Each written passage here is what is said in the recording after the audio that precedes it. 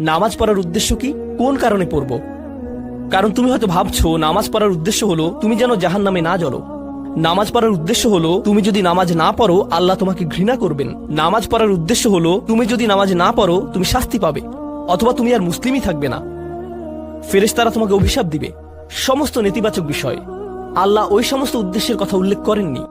এটা বলে আমি কথা শুরু করতে যাচ্ছি, তা হলো প্রিয় সন্তান, এমন একটি সময় ছিল যখন আমি তোমার কথা জানতাম না, তোমার সাথে আমার কোনো সম্পর্ক ছিল না, তোমার কোনো অস্তিত্ব ছিল না, আমি তোমার ব্যাপারে কোনো পরোয়া করতাম না, তোমার কথা কখনো চিন্তা করতাম না, তুমি আমার নিকট কিছুই ছিলে না।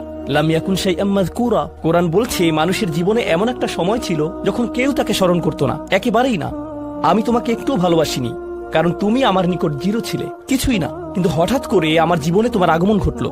এমনকি যখন আমি জানতে পারলাম যে তোমার মা তোমার জন্ম দিবে, যখন সে তার পেটের মধ্যে তোমাকে বহন করে চলছিল, এমনকি তোমার মাও ভাবতো কেমন হবে আমার সন্তানটা। কিন্তু আমার কোনো আর অল্প কিছু দিনের মধ্যেই তুমি পুরোপুরি বড় হয়ে যাবে, তুমি যুবক হওয়ার পথে।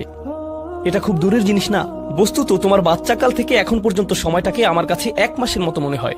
চোখের পলকে তুমি এখনকার তুমি হয়ে গেছো। কিছু বুঝে উঠতে উঠতেই তুমি বড় হয়ে যাবে। একদিন ইউনিভার্সিটিতে যাবে, চাকরি করবে, বিয়ে করবে, এর সবকিছুই ঘটবে ইনশাআল্লাহ, যদি আল্লাহ ইচ্ছে করেন।